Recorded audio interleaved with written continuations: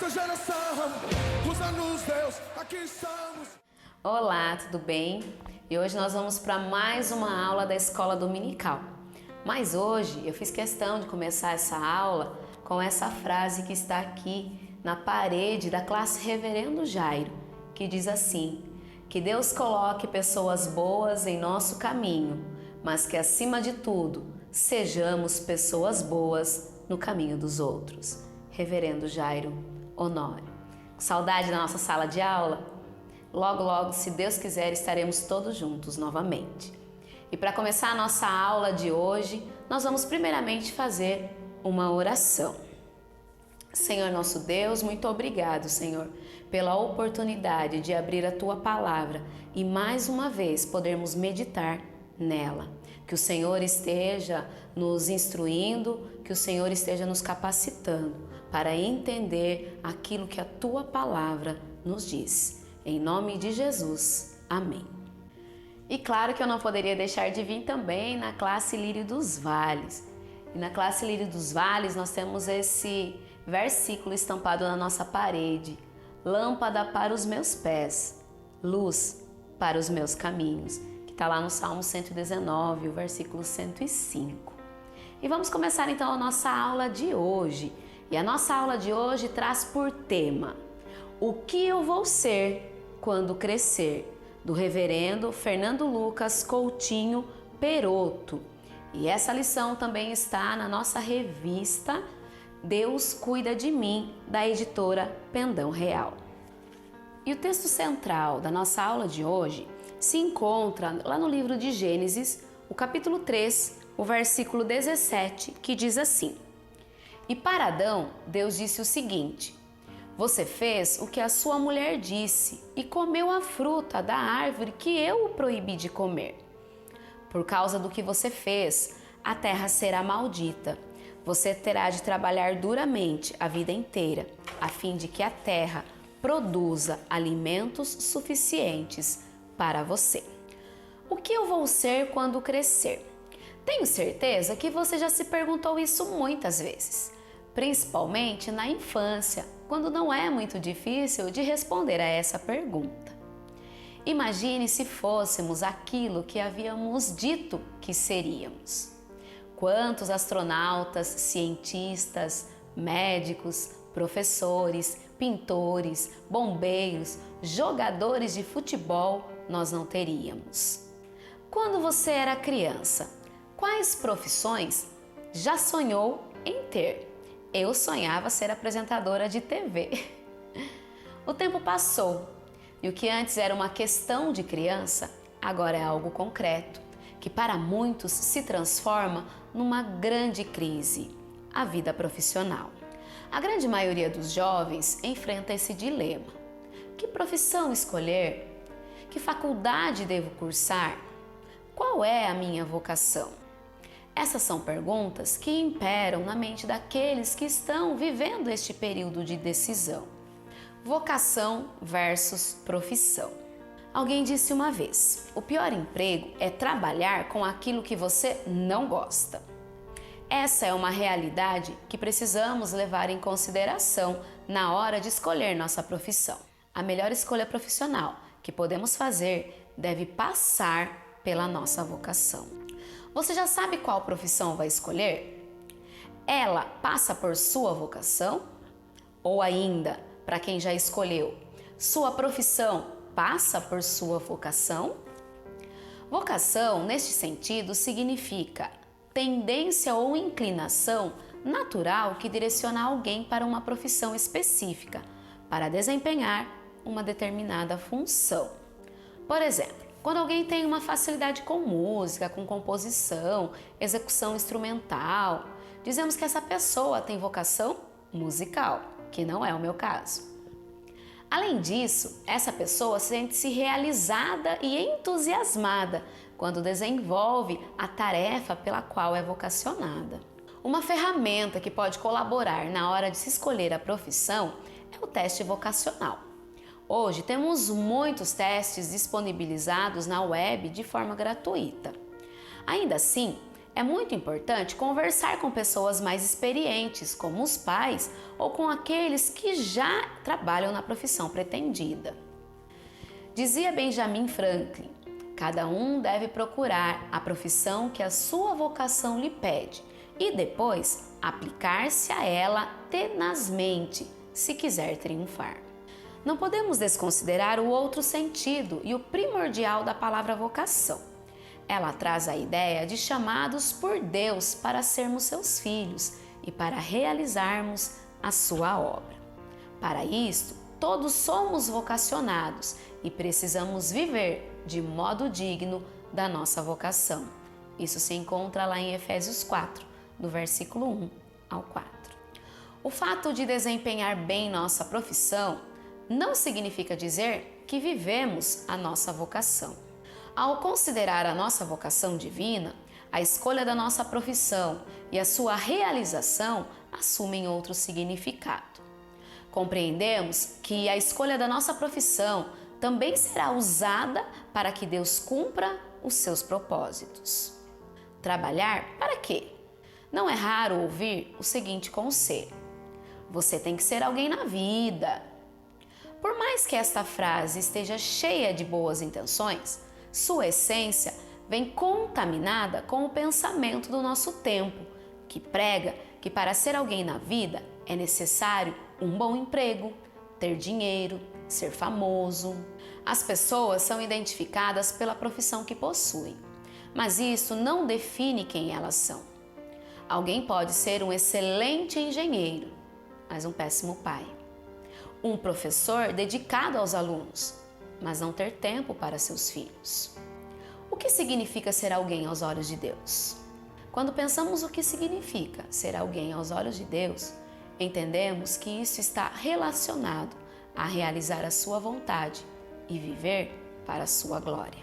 Em nenhum momento Jesus definiu o valor de alguém baseado na profissão que esta pessoa exercia. Pescadores e cobradores de impostos foram chamados discípulos de Jesus. Lá em 1 Coríntios 10, o versículo 31, o apóstolo Paulo diz o seguinte: quer comais, quer bebais, ou façais outra coisa qualquer, fazei tudo para a glória de Deus. Isso inclui a nossa profissão. Deus já nos capacitou com dons e talentos que devem ser aprimorados e usados para a sua glória. Seja qual for a nossa profissão, esta deve servir ao Senhor e glorificar ao seu nome. De que maneira sua profissão poderá ser usada para servir aos propósitos de Deus? Algo que caracteriza nosso tempo é a competitividade. Isso pode beneficiar aqueles que são capacitados, mas também abre algumas brechas para aqueles que querem se dar bem, a terem um comportamento sem ética e assim corromperem os seus valores. Podemos afirmar que é possível ser alguém aos olhos de Deus e também ser bem-sucedido na sociedade, e isso com integridade. Mas precisamos nos lembrar que nem sempre aqueles que são bem-sucedidos aos olhos de Deus o serão diante da sociedade, pois os valores destas são contrários aos valores do reino de Deus, assim como diz em Mateus 6, 24. A bênção do trabalho. Já refletimos nos textos de Gênesis 1, 27, onde fala da maneira que Deus cria a família. Mas Deus também atribui ao ser humano a responsabilidade pelo trabalho, que também está lá em Gênesis 1, o 28. O texto nos mostra que o ser humano deveria cultivar o jardim, dominar e dar nome aos animais, dentre outras coisas. Deus não os criou para que ficássemos ociosos, e o meio criado por Deus para realizar isso é o trabalho. Na verdade, concluímos que o trabalho foi criado por Deus antes da queda do homem e foi dado ao ser humano como bênção. Precisamos combater a ideia equivocada de que o trabalho é maldição. Após a queda, Deus mantém esta bênção sobre o homem, mas agora o trabalho passa a ser mais difícil, como o nosso texto base de hoje diz. Mas o que é mais comum? As pessoas satisfeitas com o trabalho ou insatisfeitas? A maioria dos jovens, quando pensa na faculdade que irá escolher, faz essa escolha baseada no retorno financeiro que isso vai proporcionar. O conceito trabalho foi substituído pelo ganhar dinheiro. Além disso, a pressão da sociedade sobre o indivíduo faz com que sua escolha seja influenciada por aquilo que está em alta no mercado. Quais motivações o levaram a escolher sua profissão? Não há nada de errado em ser bem-sucedido profissionalmente, mas isso não pode ser um fim em si mesmo e corromper aquele que vive essa situação.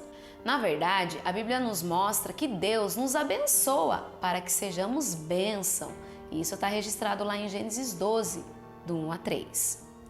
E a palavra de Deus também nos diz que o amor ao dinheiro é a raiz de todos os males. E isso está registrado lá em 1 Timóteo, no capítulo 6, o versículo 10. O trabalho é um meio que Deus usa para nos abençoar e também abençoar outros através de nós. Deus espera que nos lembremos da nossa vocação no momento em que escolhermos nossa profissão, pois ela envolve toda a nossa vida. Para o cristão, todos os seus sonhos e planos passam pela ótica de que somos chamados por Deus para sermos seus filhos e também para cooperar com sua obra. Conforme fizermos nossas opções em relação à faculdade e profissão, Deus nos guiará. Contudo, nossas escolhas precisam ser baseadas nos valores do reino de Deus. Precisamos lembrar que o trabalho é bênção e não podemos utilizá-lo esquecendo-nos da nossa vocação divina. Desta maneira, creiamos que o mesmo Deus que nos chamou também nos orientará para cumprir a sua vontade. Muitos fatores podem apontar para a vontade de Deus sobre as nossas vidas. O momento histórico, a necessidade do mercado, nossos dons e talentos, as oportunidades, nosso empenho. Mas nós precisamos estar dispostos a viver de modo digno a vocação a qual fomos chamados. Amém? Eu queria deixar com vocês esse trechinho de um filme que chama Corajosos, que fala sobre a integridade que nós devemos ter enquanto cristão, lá fora, no nosso trabalho e em qualquer esfera da nossa vida. Que Deus te abençoe e até a próxima.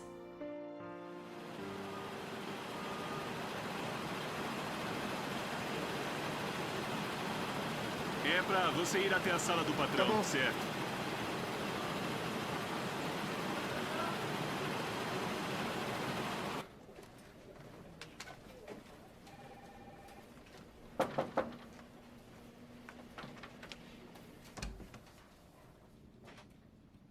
Olá, Sr. Martínez. Sente-se. Obrigado, senhor. Produziu bastante no seu primeiro mês aqui. Fez um bom trabalho. Agradeço muito por estar aqui.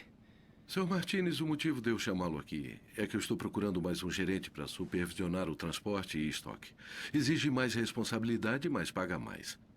Seria do interesse do senhor? Claro que sim. Antes da decisão final, eu gostaria que trabalhasse um turno nesse departamento semana que vem. Vai ver uma lista de 17 engradados que vão chegar. Mas um dos engradados irá para um galpão separado. Sr. Martínez, quando fizer o relatório, eu gostaria que colocasse que recebemos 16 engradados. Vão chegar 17, mas quer que eu escreva 16? É isso mesmo. Eu tenho outro objetivo para o engradado extra.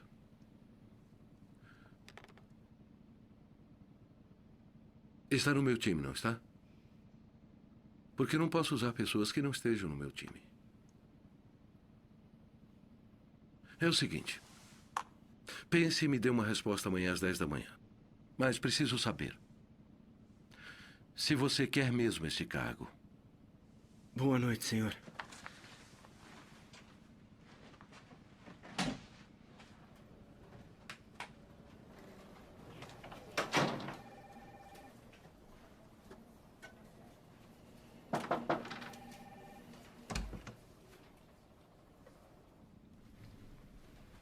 Bom dia, senhor. Bom dia, Sr. Martínez. Como está esta manhã? Bem, obrigado. E o senhor? Eu ainda não sei. Por favor, sente-se. Acredito que teve tempo para pensar em nossa conversa de ontem. Sim, senhor, eu tive. E o que decidiu? Está no meu time?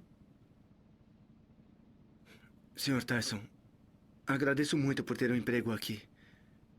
Mas não posso fazer o que pediu.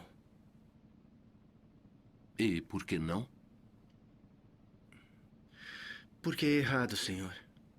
E seria uma desonra para meu Deus e minha família mentir no relatório.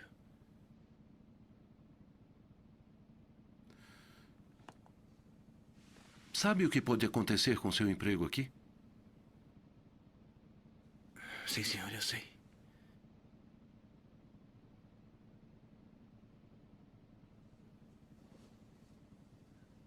Javier, posso apertar sua mão? Meu jovem, você me deu a resposta certa.